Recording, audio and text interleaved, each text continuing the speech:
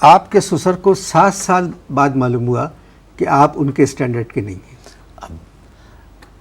اب چھوڑو، منہ کھلے گا خامخواہ میرا، پھر بلا وجہ میں بات کروں گا. میں کر دیتا ہوں لیکن مجھ سے برداشت بھی نہیں ہوتا.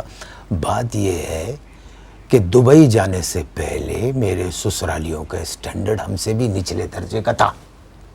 پوچھو کیسے؟ آپ سے بھی چھوٹا تھا؟ ہم سے بھی چھوٹے درجے کتنا کا سا تھا. ہوگا؟ ابھی تو نے کس لیے بلایا ہے مجھے؟ میری بے عزتی کرنے کے لیے بلایا نہیں، میں اپنے ہے مہمان یا کے مجھ ساتھ- سے بات کرنے کے لیے بلایا ہے؟ میں اپنے مہمان یہ سے- میرے قد پہ کیوں جا رہے ہو تم بار بار؟ نہیں، قد پہ نہیں جا رہا ہوں. تم آپ نے قد کہا سے تم انٹرویو قد کا کر اسٹینڈرڈ رہے مجھ سے ہو بھی چھوٹا تھا. یا ایک شخصیت کا کر رہے ہو؟ آپ نے کہا انٹرویو تم ایک شخصیت کا کر رہے ہو یا قد کا کر رہے ہو؟ یہ شخصیت. شخصیت تو شخصیت میں قد نہیں آتا. ٹھیک ہے. نہیں، آپ نے اب کہا میں نے یہ کہا مجھ کہ سے بھی دبئی چھوٹا تھا. دبئی سن لو پوری بات. دبئی جانے سے پہلے میرے سسرالیوں کا اسٹینڈرڈ ہم سے بھی کم تھا. ہاں، آپ سے چھوٹا نہیں، کم تھا. کم تھا. پھر آپ اب سمجھ پوچھو کیسے کم تھا؟ کیسے کم تھا؟ ان کی بریانی ہمارے فریج میں ہفتوں پڑا رہتی تھی. یہ تھا اسٹینڈرڈ ان کا. فریج بھی نہیں تھا؟ نہیں. اب اور منہ کھولوں گا خامخواہ. چھوڑو اگلا سوال کرو. آپ کی بیگم کیا کہتی ہیں؟ کیا سوچا انہوں نے؟ کچھ نہیں سوچا. اچانک ان کو انگریزی بولنے کا ہوکہ پڑ گیا ہے. انگلش چل رہی ہے. Daddy is daddy. He is my only daddy. جبکہ 3 بھائیوں کی شکلیں جدا جدا ہیں. محترم، یہ باپ اور بیٹی کے جو آپ کی بیگم اور آپ کے سسر کے درمیان مذاکرات ہوتے کہاں ہیں؟ دبئی میں. دبئی میں؟ Dubai DUBAI. دبئی. جی دبئی سمجھ گئے؟ جی جی. دبئی میں مذاکرات ہوتے ہیں. مجھ سے بغیر پوچھے 3 ہفتے کے اندر 6 دفعہ وہ دبئی جا چکی ہیں. جب بھی دفتر سے گھر واپس آؤ ملازم سے پوچھتا ہوں بھائی بیگم صاحب کہاں؟ کہ لے دبئی گئی ہیں. آپ نے اب کیا سوچا؟ میں آپ نے کیا سوچا؟ میں نے کیا سوچا؟ ہماری روایت اور ہماری تہذیب میں بیوی بھی ایک کرسی ہے. اور انور مقصود یہ کرسی میں اتنی آسانی سے نہیں چھوڑوں گا. ہتھے توڑ دوں گا. ہتھے. بیگم کے ہتھے کیسی بات کر رہے نہیں، میں ہتھے توڑ دوں گا.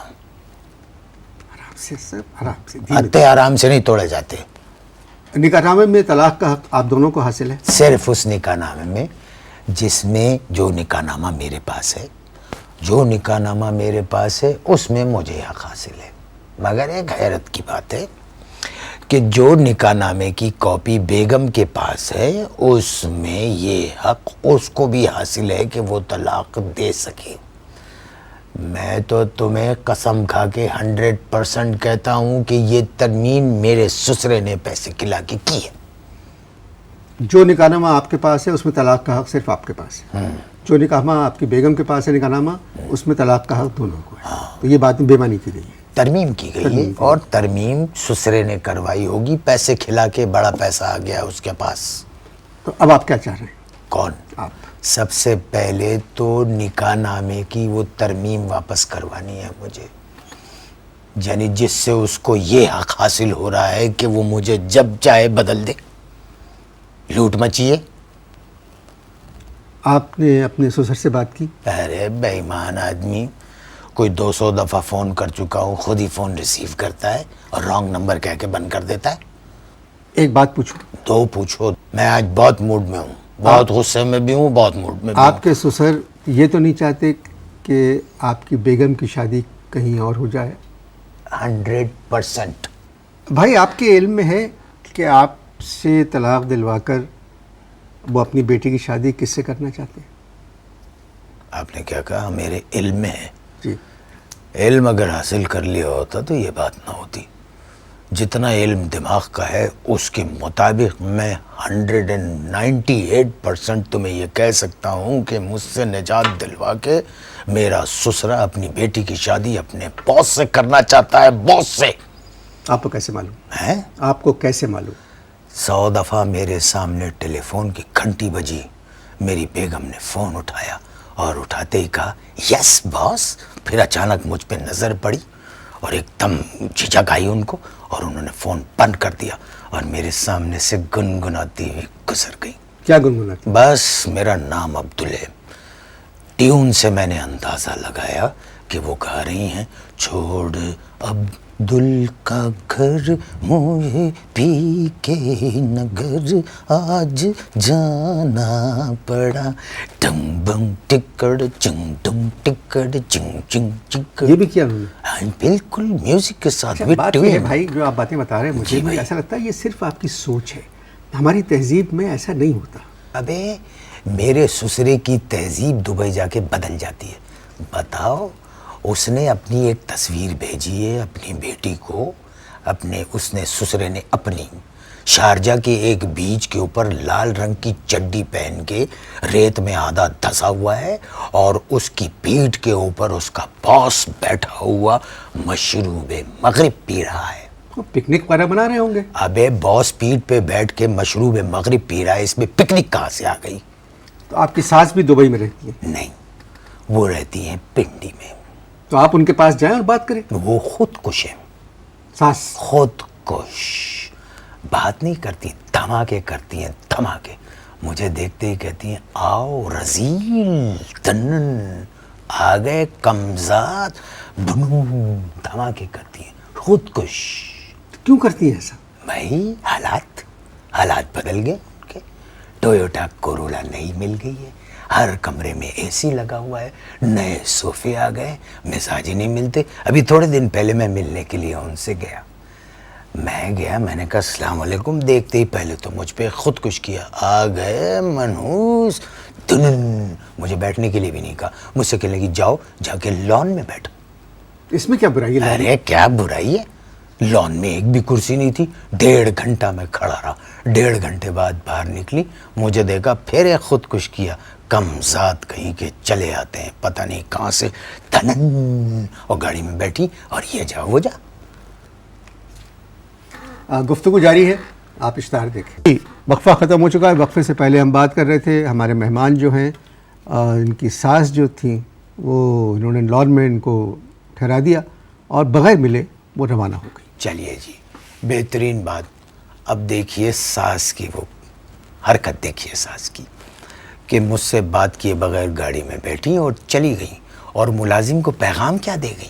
ملازم کو یہ پیغام دے گئی کہ ان سے کہہ دینا کہ جب ہمارا کتا کاٹے تو 14 ٹیکے کتے کو لگوائے جائیں.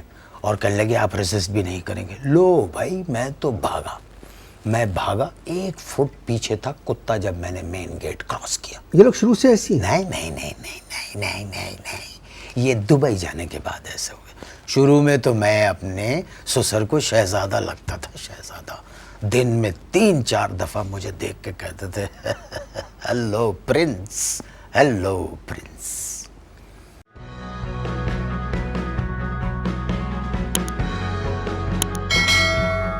اب دیکھیے ساس کی وہ حرکت، دیکھیے ساس کی کہ مجھ سے بات کیے بغیر گاڑی میں بیٹھی اور چلی گئیں.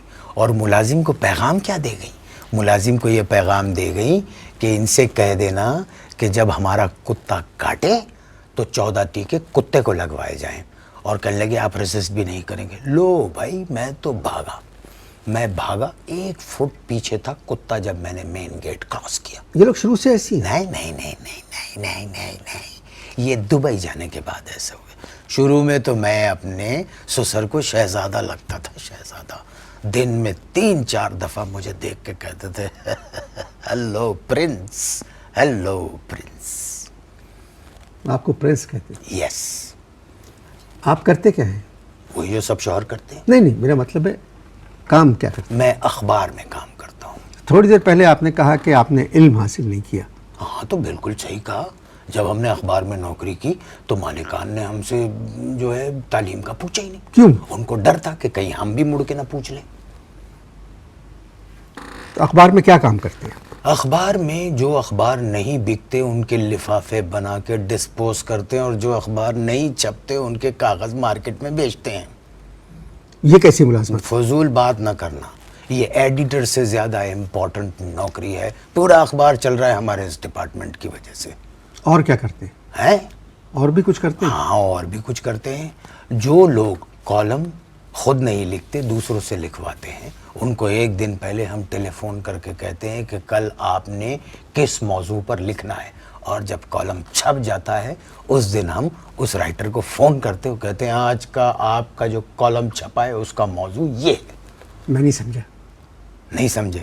دیکھو جو لوگ اپنے نام سے یعنی جو لوگ خود کالم نہیں لکھتے جی دوسروں سے لکھواتے ہیں جی جی ان کو ہم ایک دن پہلے فون کر کے بتاتے ہیں کہ آپ کا کل کا کالم کس موضوع پر ہونا چاہیے. جو لوگ لکھتے ہیں دوسرے جی ٹھیک ہے. اچھا اور پھر جس دن چھپ جاتا ہے اس دن ہم اس آدمی کو فون کر کے جس کی فوٹو ساتھ چھپتی ہے. اس کو فون کر کے کہتے ہیں سنو بھائی آپ کا جو آج کا کالم ہے وہ اس موضوع پر نہیں ہے اس موضوع. اچھا خیر ہم بات کر رہے تھے آپ کی ذاتی, آپ کا سسر کا اور آپ کی بیگم کا مسئلہ جو ہے وہ ذاتی مسئلہ ہے. ذاتی نہیں, اب یہ بد ذاتی مسئلہ بن چکا ہے انور مقصود, اب یہ بد ذاتی مسئلہ بن چکا ہے. میں تو اب قاف لیگ والوں کے ساتھ مل کر ان کو چھوڑوں گا نہیں, میں ان سے بات کروں گا, میں اس معاملے کو آگے بڑھاؤں گا. آپ قاف لیگ میں کسی کو جانتے ہیں؟ ایک کو جانتا تھا, اس نے نون لیگ جوائن کر لی ہے. کسی وکیل سے بات کریں. ایک وکیل سے بات کی تھی, کہنے لگے کاغذات جمع کرنے سے پہلے آپ کو شوہر کا عہدہ چھوڑنا پڑے گا. میں نے کہا بھائی کیوں؟ تو کہنے لگے کہ تمہارے سسر اور سسر کے باس میں ڈیل ہو چکی ہے, اور مجھ سے وہ کہہ رہے تھے کہ حالات بتاتے ہیں کہ تمہارے سسر کے جو باس ہیں وہ تم سے بہتر شوہر ثابت ہو سکتے ہیں.